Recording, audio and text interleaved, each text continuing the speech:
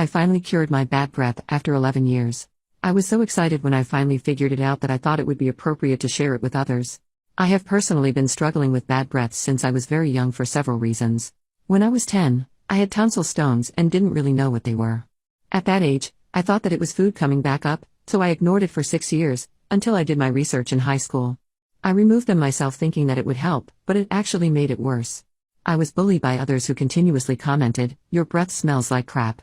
At that point, I begged my mother to take me to an ENT and scheduled an appointment to get my tonsils removed.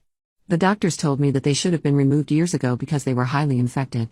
After I got them removed, I thought I was home free to continue brushing, flossing, and using mouthwash with no bad breath. Wrong. After I got my tonsils removed, I still had bad breath. I researched again and decided to buy a tongue scraper, but it didn't work. I was at a standstill again for about another couple of years until I looked up that the ingredient in most toothpaste was sodium lauryl sulfate, SLS, which can dry your mouth out. I did have dry mouth, so I started focusing on buying toothpaste without that ingredient.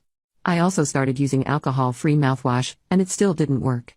I was back on the path of spending lots of money buying different products that had no effect on me.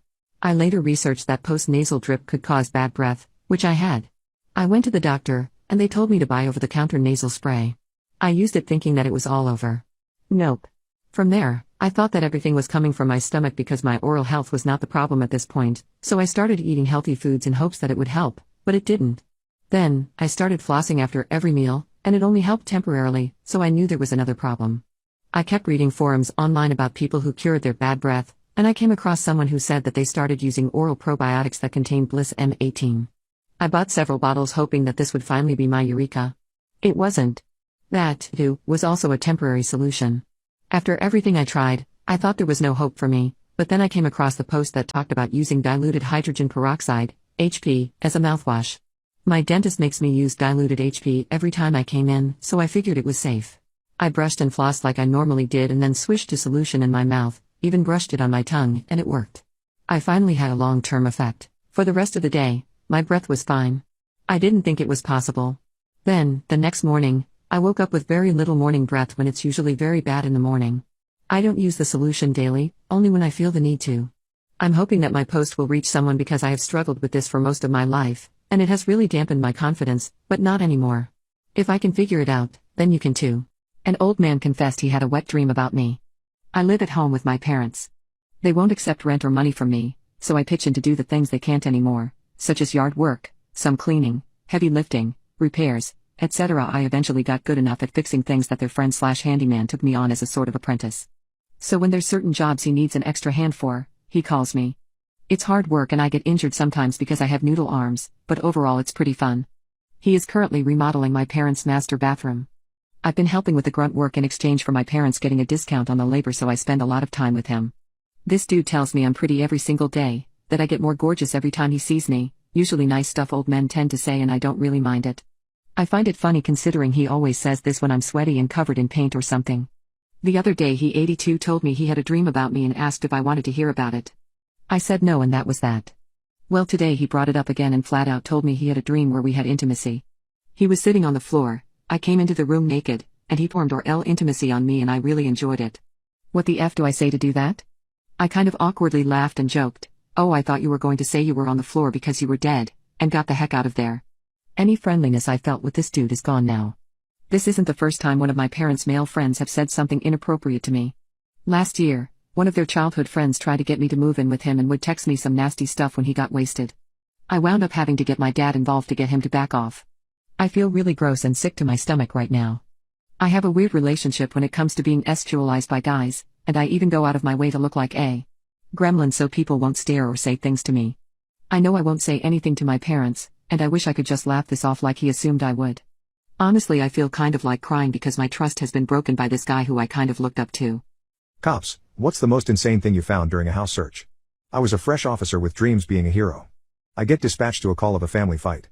Not wife-husband, but brother-sister. The female was reporting the male had attacked her.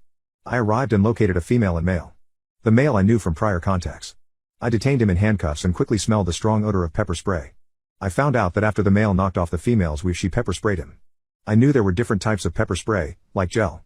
I'm walking around the house taking photos for my investigation and accessing the property damage. I noticed that in his room the odor from the pepper spray was extremely strong and made my eyes instantly water with a decent amount of stinging sensation. The fumes made it incredibly hard to breathe and left me without the ability to breathe at points, requiring that I leave the room to get fresh air. I find a brownish gel substance all over the walls in the shape of handprints. I photograph it and determine that it was the pepper gel that male suspect was wiping off of his face onto the wall. I found it odd that it was all over the walls and covered the room. Although this chick dusted him with the entire can of pepper gel. After some investigation I took the male to jail. I responded to the same house days after for an unrelated medical issue. There were more family members at the house and the male was still in custody. I was having a conversation with the family as the hero firefighters were saving the day. I inquired if they had fully cleaned up the pepper spray from the male's room. They gave me a strange look and told me there was none in there. I told them about the gel that was on the wall. I then sat there in horror as they explained to me this man had been, for years, coming on his walls and playing with it. And the gel was in fact old comb and the fumes were the pungent smell of this man's comb room. My parents don't like my boyfriend, so they gave me an ultimatum. My current boyfriend and I have been dating for 6 years. My parents met him early on by joining us at dinner. Everything seemed to go well. Then soon after, we went to his parents' house who live about 2 hours from my parents so I could meet his family, and after learning this my mom told me how hurt she was that we didn't come to see them too. I expressed that this weekend was for me to meet his family, but it was clear that she felt almost betrayed. Fast forward, my parents invite me up to our cabin and my boyfriend joins. We take my car because it was already loaded with laundry etc. After we arrive, my dad pulls me aside and pretty much quietly yells at me how wrong it is that I drove and then that we took my car. He's the man, he should be driving. Blah blah blah. This started everything going forward on a sour note. The cabin is in Tahoe. It gets cold in the winter, so my boyfriend wore a sweatshirt with his hood up during some of the time at the cabin. My parents to this day cite this as weird and rude as well as a reason they don't like him. As we continue our relationship it's clear that my parents don't like him, but they can't really give up what I would call good or justifiable reasons. They'll say he's just not a good fit for the family. They don't tell me to stop dating him, because they can't. I'm an adult, but they do tell me that I need to keep them and him separate. They don't want to really hear about him and he's not welcome at their house or cabin. He's never cheated on me, abused me, he has no substance problems etc. Nothing that a normal parent would cite as a problem. Eventually it became an ultimatum given to me by my parents. They tell me that if I continue to date him, eventually it will be either him or them and I'll have to choose. Among other things they would tell me that he'd never be an attorney, which is what he wanted to do, and insinuating that he probably wouldn't be much of anything at all. After undergrad I started working at a financial firm. He graduated from undergrad at UC Berkeley and was accepted to law school across the country. We were always very serious about each other and made the decision to do long distance until he graduated and moved back to CA. My boyfriend has since graduated from law school, moved home, and took the bar last month. He starts work this October and has had a contract since last year. They have known about this as well. Now, 6 years into our relationship I call my parents and tell them that we are going to be moving in together. About 20 minutes later I get a text from my mom, saying that she doesn't want to rain on my parade but that this path excludes her and my dad from my future. That they love me but they can't be in my life if I choose to be with my boyfriend. I told them I would never understand. Since then, they have sent me more and more text messages saying stuff like we feel like we're losing our daughter, this is heartbreaking, and all at the same time including that this is my choice and my fault. I texted my parents that I thought my boyfriend and I should come over and talk, that texting about this kind of thing is stupid, but not to be patronized or belittled, and if it turned to screaming we would leave. My parents then replied that they wanted to see me face to face to talk but my boyfriend isn't allowed. My boyfriend even called my father the night of the initial "we can't be part of your life" text to try and talk or meet up and see if there was a way to talk through any legitimate concerns. My dad did not answer and responded weeks later, only to text him that they haven't really ever liked him, that he wants to work through it with me alone, and it's my and my boyfriend's fault for not trying to address things earlier.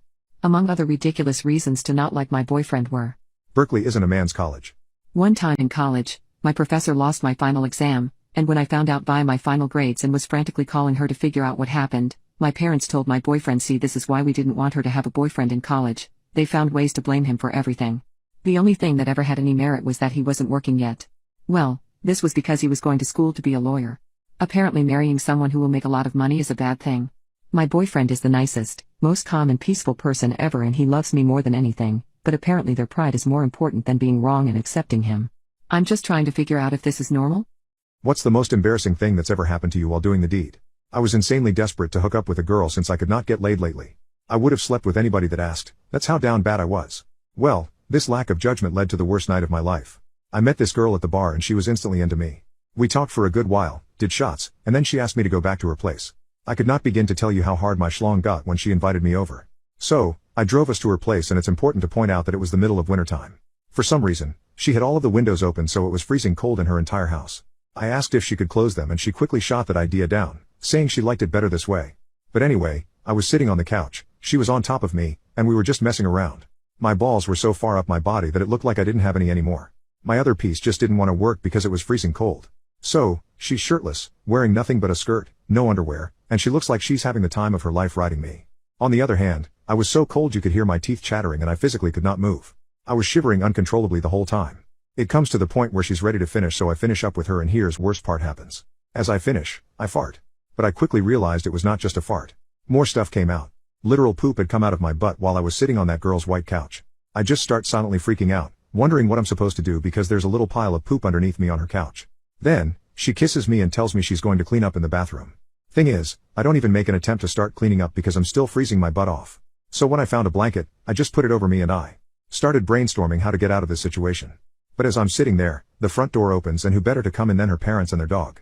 She comes out of the bathroom and just says, "Oh, I didn't know you guys were going to be here so soon." They don't even answer her and start questioning me, asking who I am. I say, "Hi, I'm a friend." Mind you, at this point, I don't even remember the girl's name. So now, her parents, and their dog are all in the room while my schlong is out on their couch and I'm sitting in a pile of my own poop. What I try to do is I take the blanket and I try to scoop the poop out with the blanket so I can get the poop in my head and I can put it somewhere else. That's when their dog comes over and starts sniffing around, finds the poop stain on the couch, and starts to lick the poop off the couch. They're all looking at me at this point while I'm trying to get the dog to back off, and I'm wondering to myself how they don't smell the poop. I'm trying to hold the poop in my hand and also trying to get this dog away to stop him from eating the poop off the couch. The dog starts barking and thrashing at me, then does the worst thing possible. He yanks the blanket off of me and my schlong just springs out in the open. They all saw that my schlong was out, they saw there was poop on the couch, and they saw the stain I had left. I cannot even begin to describe the aftermath of this situation. The dad instantly started cursing me out, calling me a bunch of names, the girl looked so disgusted and almost barfed, the dog kept trying to lick the freaking poop, and the mom was crying because I had ruined the white couch.